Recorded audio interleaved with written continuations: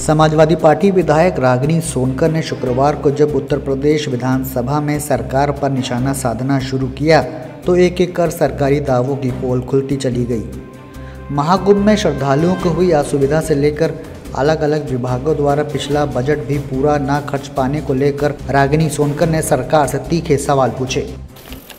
हमारे बीच में कुंभ का महापर्व जो रहा उसमें पूरे देश से लोग आए।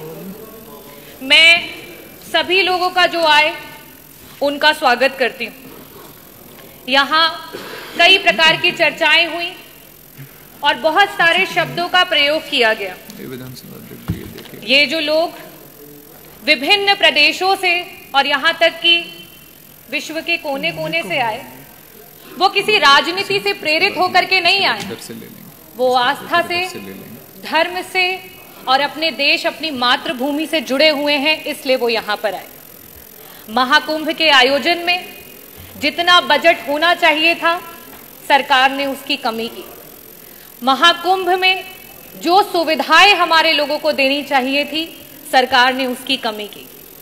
वहां पे गिद्ध नहीं गए थे, वहां पे सुअर नहीं गए थे, वहां पे इस देश में आस्था रखने वाले, इस देश को लोकतांत्रिक समझने वाले, इस देश में भाईचारे को आगे लेकर के जाने वाले लोग वहां पे पहुंचे थे।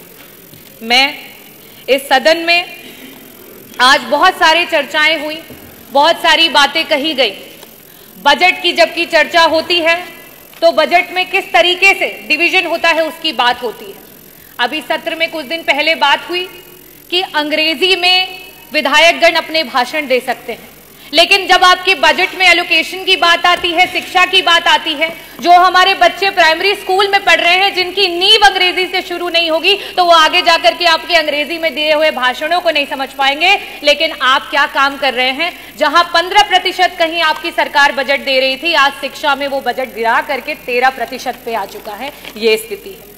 अगर मैं बात करूं स्वास्थ्य की, क्योंकि मंत्री जी यहां बैठे नहीं है, जब स्वास्थ्य पे जब विपक्ष चर्चा करने की कोशिश करता है, मंत्री जी उत्तेजित हो जाते हैं। शायद इसीलिए हो जाते हैं क्योंकि स्वास्थ्य पे मात्र 6% का बजट दिया गया है और इस 6% के बजट में भी मंत्री जी 40% का बजट पिछले जो बजट में था एलोकेटेड, उसको इस्तेमाल नहीं कर पाए।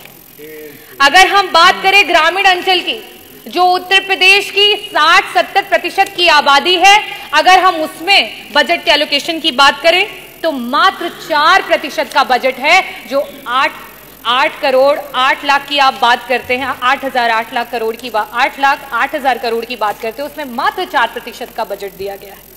और सबसे बड़ी नाइंसाफी अगर इस सरकार में कोई झेल रहा है तो वो हमारा किसान है। पूरे देश का एवरेज औसत अगर निकाल लिया जाए तो बाकी प्रदेशों में जहां किसानों को 6% का बजट मिल रहा है, वहां उत्तर प्रदेश की सरकार में मात्र 3% का बजट है जो हमारे किसानों को दिया जा रहा है।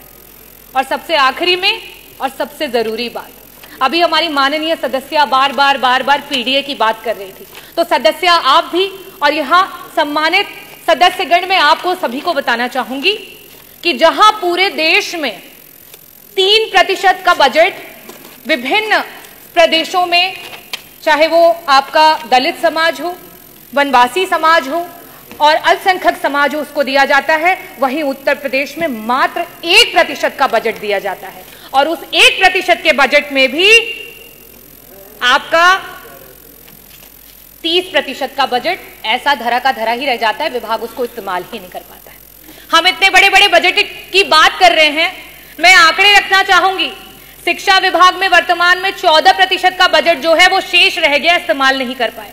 स्वास्थ्य में 40% का बजट ऐसे ही रह गया, उसे इस्तेमाल नहीं कर पाए। आवास में 46% का बजट रह गया, जिसे इस्तेमाल नहीं कर पाए। SC ST माइनॉरिटी में 30% का बजट है, जिसे इस्तेमाल नहीं कर पाए। अगर हम सिंचाई एवं बाढ़ नियंत्रण की बात करें, 35% का बजट है, जिसे इस्तेमाल नहीं कर पाए। अगर हम ट्रांसपोर्ट और PWD की बात करें, 6% का बजट है, जो पुराना बजट है, जिसे आप इस्तेमाल नहीं कर पाए। समाज कल्याण के मंत्री जी यहाँ बैठे हैं, 23% का बजट आज ऐसे ही पड़ा हुआ है, उसे इस्तेमाल नहीं कर पाए। कृषि विभाग वैसे ही 4% किसानों को दिया जा रहा है बजट में से, उसमें से भी 10% बजट ऐसे ही धरा का धरा रह गया, उसे इस्तेमाल नहीं कर पाए। तो मैं बजटों पे बहुत बातें नहीं करूंगी, क्योंकि जो पुराना है उसे ही नहीं इस्तेमाल कर पाए, तो बड़े बड़े बजटों का क्या हवाई लूटी जाए।